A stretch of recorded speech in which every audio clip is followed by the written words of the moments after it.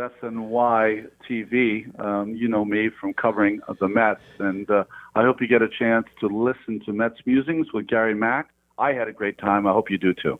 Hi, I'm Ron Swoboda of the 69 New York Mets, and you're listening to Mets Musings with Gary Mack. Mets Musings is an unofficial, independent podcast covering New York's National League Baseball team. It is not affiliated in any way with Major League Baseball or the New York Mets. This is Len and Jeff from Baseball and Barbecue. And the one place to go for New York Mets news, Past week game reviews, upcoming series previews, interviews, analysis, opinion, and what's going down on the farm. It's Mets Musings with Gary Mack. So keep the faith, stay optimistic, and let's go Mets. Mets Musings with Gary Mack. Now it's time for some New York Mets baseball talk. Here's Gary Mack bringing you the latest news and analysis from Mets Nation and the world of baseball on another edition of Mets Musings. And hello, everybody, and welcome to another edition of Mets Musings. I know. I said I wasn't going to do another edition until after the winter meetings, but I decided to do one during the winter meetings because there's so much stuff that came down the past week, and I've been trying to get out to do this podcast for the last 3 days, and something always coming up. Today we finally got to do it. So, without further ado, what the heck is going on? Lots of stuff going on. First off, the Mets have a new coaching staff. We knew that already, but now they finalized it. Carlos Beltran is the new manager. Hensley Mullins, the new bench coach. Chili Davis, the hitting coach, returns. New pitching coach, Jeremy Hefner. Yes, Jeremy Hefner, the old ex-Met pitcher. He is back as the pitching coach. Gary DiSascina will be the third base coach. Tony DeFrancesco, who was the coach at Syracuse last year, the manager of the Syracuse Mets, is now being promoted to the first base coach. Let's see, who else can I remember? The quality control coach is Luis, I can't think of your last name. Let me look it up. I know, it's pretty poor planning that I didn't. I had it here, and then, I don't know, I started talking and forgot to call it up. How silly of me. But anyway, we have a coaching staff, and you know what? If you look at it, it's a pretty decent coaching staff. I mean, it's not bad. It's pretty solid. Got some guys with experience and knowledge, and I think it'll be a good fit for manager Carlos Beltran. Quality control coach Luis Rojas. Please excuse me, Luis. The assistant hitting coach is Tom Slater. The third base coach is Gary DiSascina. We mentioned that. First base coach Tony DeFrancesco. Bullpen coach Ricky Bonas returns. And the assistant pitching coach is Jeremy Accardo. So he got a promotion from, what would he have, quality control of pitching last year, some such thing, and now he is the assistant pitching coach. So pitching coaches, coaching staff, and managing staff named for 2020. 2020, can you believe it? Coming up in a few short weeks. All right, let's see. What else is new? Well, the Mets have acquired some players.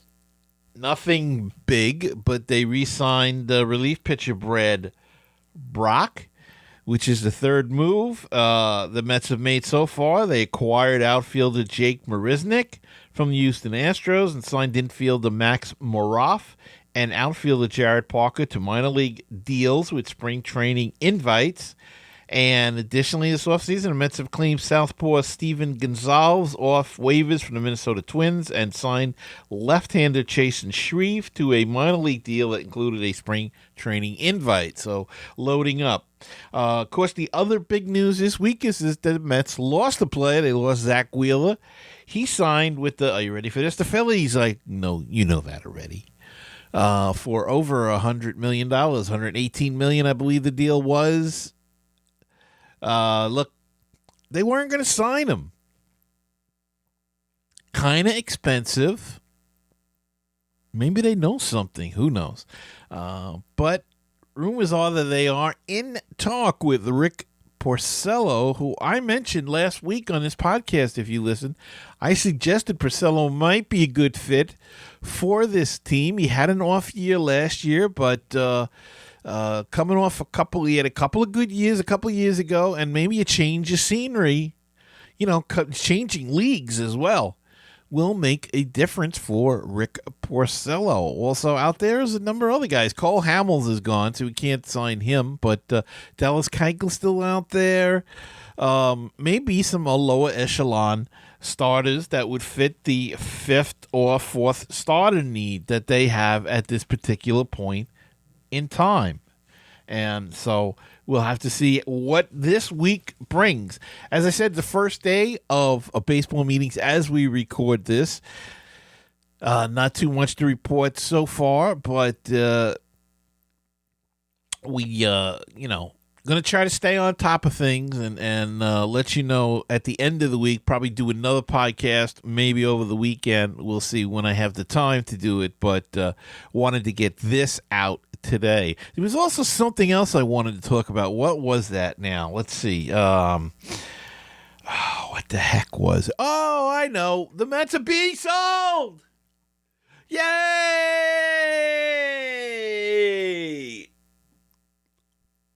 Let's hope it's true. All right, let's take a quick break and come back after this. Looking for great Cardinals talk? Then check out Conversations with C70. My name's Daniel Shoptaw, and I talk with some of the great bloggers on the internet today about their teams. But it always comes back to the Cardinals. Find the latest episode on my website, www.cardinal70.com, or at baseballpodcast.net. Baseball and BBQ, your place for interesting baseball talk, opinions, and history. Baseball and BBQ, your place for barbecue recipes, tips, and interviews from the world of barbecue. If you like baseball and if you like barbecue, then tune in to Baseball and BBQ. Find us on iTunes, Stitcher, Google Play, and BaseballTalkRadio.com, along with Mets Musings and other great baseball podcasts. With all the Mets news, it is the news from around the world and around the corner. Here's Gary Mack. And hello, we're back. And, it is the holiday season. And if you're still looking for a gift for that special Met fan, or you're looking for a gift for yourself, you want to buy yourself a little bit of something, there are tons of stuff you can get, but reading is always the best. And, there's just so many great books out there. I can go down the list, but, check out my friend Brett Topel, his website, Topel, Topel, Metsbooks.com. He's got great books. Too many. When Shea Was Home. Let's see. I can't even remember all of his books. He's got so many of them out there. The Miracle Moments in Mets History. Go check out his books. You can also check them out on Amazon. And if you're in Amazon, check out the Wayne Coffey book. They said it couldn't be done about the 69 Mets. After the Miracle by Art Shamsky and Eric Sherman. Kings of Queens by Eric Sherman. Go check out Eric Sherman's book. Anything by Greg Prince. Go check it out. Great books. Let's see who else. Wayne Coffey. We said that. Greg Prince. Brett Topel. Ron Darling's got a couple of terrific books out. You heard him on this show. Ron Swoboda, He Is the Catch. Go check out that book if you're a 62 Met fan. Rod Gaspar of the 69 Mets. He also has a book out on Amazon, so go check him out. I want you to go to Amazon, check out Howie Rose's book, great book. Put it in a book. Eric Sherman, Look for the authors. Eric Sherman, Wayne Coffey, Davy Johnson has a book. Art Shamsky, Mark Rosenman, Down on the Corner. Go check that book out. Brett Tupel, Greg Prince. I'm sure I'm missing some of my friends. Brian Wright's another one. Skip Lockwood, Inside Pitch. Check. That's a very interesting book. And the beauty of it is you can go to MetsMusings.com and look back in the archives and listen to interviews with all of these guys. So go buy the book, read the book, and then go back and listen to Mets Musings because we need the subscriptions. It just comes down to that. So go back, listen to all the interviews. Listen to my interview with Pete Alonso, which it was Peter Alonso then. That was before he was nothing. Listen to my interview with Wayne Coffey, please. So go check it out. Matthew Silverman has a book on Shea Stadium. Go check that out as well. It's the holiday season, and there's tons of new books out there on the 69 Mets, on the 86 Mets, on the Mets in general. Greg Prince has got a couple of great books out. Amazing Again about the 2015 Mets, and Piazza about Mike Piazza. Just so much out there. Davy Johnson's book, I mentioned that. I'm looking at my bookshelf to see go check it out. They make great stocking stuffers, great holiday presents for everybody out there, all you Met fans. So go check those books out. And if you're looking for another podcast to listen to, I know everybody wants to listen to Mets Musings. Of course, it's the greatest thing out there. But there is one that's pretty decent. And that's Baseball and Barbecue. And I've been on that show, and the guys have been on here and on roundtables, and they are terrific. And they get terrific guests, both in the baseball field and on barbecue. So you can kill two birds with one stone. So if you love baseball and you love the barbecue, go check them out. Baseball and Barbecue and BBQ. So go check them out today. Okay, we have a possibility of new Met owners, or owner, I should say. Steve Cohen, a billionaire, who is not he's not an altar boy either. But he has agreed, apparently there is an agreement in place to take over the New York Mets for, I think it was $2.3 billion. And it was originally reported as a 5-year plan. That Jeff Wilpon would stay on for 5 years as COO, and Fred would stay on for 5 years as CEO. But everybody, kind of figures that if this guy's starting to pump money in, big time money, he's going to have the say, and he could have 50% of the team in whenever it gets approved. So he is not going to sit back and be quiet about anything. So I'm not buying the 5-year thing. I think is just a bookkeeping thing. For tax purposes, probably, and to square everything away. So I'm not too worried about that. I think he's going to have say a lot sooner. As soon as he gets the keys to the ignition, he's going to have the most say. It's going to be his team, and he's going to run it. Now, people say he's going to pump money into the Mets. We'll have to see. He's going to make it a big market team, according to some reports. We will have to see. If he does, we have to support the man then. Because if he's going to pump all this money into it, we've got to help him earn some of it back. But the dream of the Wilpons leaving seems to be in view. There is light at the end of the tunnel. And apparently there's a lot of infighting among the Wilpon family. Apparently Jeff is here's a big shocker. Jeff is not well liked, not even in his own family. Now, I shouldn't say that. It doesn't mean he's not well liked. They don't like the way he runs the team, and they don't like what he's doing with the team. Saul Katz, the brother-in-law and essentially Jeff's uncle, who believe, right? He doesn't want to leave the team in the hands of Jeff when Fred passes on. Fred's 83, 84, something like that. So not going to be around forever. And, Jeff has had arguments with his brother Barry in the past. Pretty heated ones, apparently, going back to 2003 and 2004. So there's some animosity, and the family, I think, does not want to leave this team in the hands of Jeff Wilpon when Fred departs. And so the only obvious thing to do is to sell. And that's what they're going to do, apparently. And so Steve Cohen, billionaire, he is going to take over as the Mets' new ownership.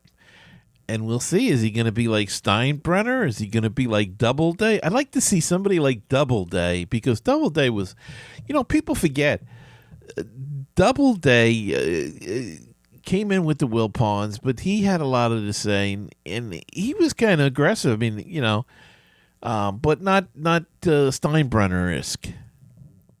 But he let Frank Cashman make a lot of the decisions, and he stayed away. But when he wanted something, he went after it. So you have to see how this is all going to pan out. We should see. It's going to be an interesting time now for them. And we've been saying this, that's going to be an interesting winter with the Mets, what they have to do, who they have to sign. It's really going to be interesting now that the team could be up for sale, or is up for sale, or really sold. Now, the question's been come up. Can he get approved by the other owners and stuff? Steve Cohen, he's already been approved. He's a minority owner now. I think he owns 1 or 2% of the team. So he's been approved by Major League Baseball already. I don't even know if the other owners have to approve when you sell partial shares like that. But he's been approved as an owner apparently by Major League Baseball. So I don't think that hurdle has to be jumped. The hurdle that has to be overtaken is the other owners going to get 75% of their vote. But look, if it's an in-house thing, I think Fred is the guy that the other owners like and have worked with years. And there's been some, even, you read now, there's been some static between the Mets and other teams as well. So they might welcome any change to get the Wilpons out. And to get somebody in here, they may not like the idea the guy's going to spend money and build the Mets up, but you know what? You need a strong franchise in New York. You can't have one strong franchise and a weak one in New York. It just weakens the league.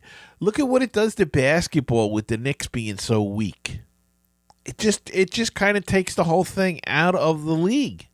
And I know they'll deny it. They'll say, no, we have all these other teams. And they do. But, New York is one of the biggest markets in the world. And you want to try to have, as much as nobody will admit it, you want to try to have a successful team in that market. It works better for TV. It works better for everything. So, that's that. I mean, that's the way it's going. So, look, will he be the answer? Who knows? Whether or not Steve Cohen's going to be the answer, but anybody that's willing to spend a little money, and he's very big on analytics. I'm not so crazy about that. But he's big on analytics, and he is going to push for analytics. He will probably increase the department. And, he's a modern guy. So, and he's got bucks. And he doesn't have Bernie Madoff lingering over him. The history of Bernie Madoff. So we'll have to hope for the best with this guy, and let's hope it goes through. And it's a very important time now, because you're going to have a lot of guys, Conforto, that you need to try to extend or sign, Syndergaard, Mats, and They get Stroman this year, getting near their free agency years, and the farm system isn't that great right now. At least on the upper echelons. Lower, it's a little bit better, but they've got to get some more good, solid young pitchers in. They traded too many of the pitchers. They traded Dunn and Kay. Those are the two guys. They still got Zapucki and Peterson, but are they aces? I'm not sure. They might be nice second to fourth type of guys. I can't. Allen, I think, is the guy I'm thinking of that he could be. Everybody says he's got ace material, but he's down where I think he played for the Cyclones this past year, or he stopped at the Cyclones, played a little bit for the Clones. So we don't know. He's got to progress. He's got a few years yet to iron out his game. So that's the big news, though. I mean, I think that's it. The coaching staff, Zach Wheeler leaving. Good luck to Zach going to the Phillies. And I know now, everybody's worried now. Oh, Zach Wheeler is there, and now the Phillies are talking to Rendon and to Strasburg. Look, we went through this last year, right? The Phillies got Real Muto. They got Harper. We've already seen these guys before. So relax. If they get Rendon, we've seen Rendon before. He killed us. But relax. We faced Strasburg before. It's not like we're seeing any new guys. It's just that they're all going to be on one team. But remember, Harper, Rendon, Strasburg were all on the Nationals. So we're just switching them to a different red-colored uniform, and down the turnpike or up the turnpike a little bit to Philadelphia. If they do that, I don't think that it's going to happen. I still believe Strasburg will go back to the Nationals, and I think Rendon will probably end up out on the West Coast somewhere with either the Dodgers or the Angels or Oakland or somebody. Not Oakland. They're not going to pay the money. So I don't think we're going to see Rendon. And as far as Zach Wheeler goes, we know Zach Wheeler. We know his strengths. We know his weaknesses. He's going to be too pumped the first time he plays us. You just got to wait him out a little bit. It'll be okay, Mets fans. It'll be okay. All right. Okay, I got nothing else. I'm all tuckered out now. So let's gonna call it a show, and we'll be back quickly right after the winter meetings. And until then, remember to keep the faith, stay optimistic, and let's go Mets. I'll see you next time on another edition of Mets Musings.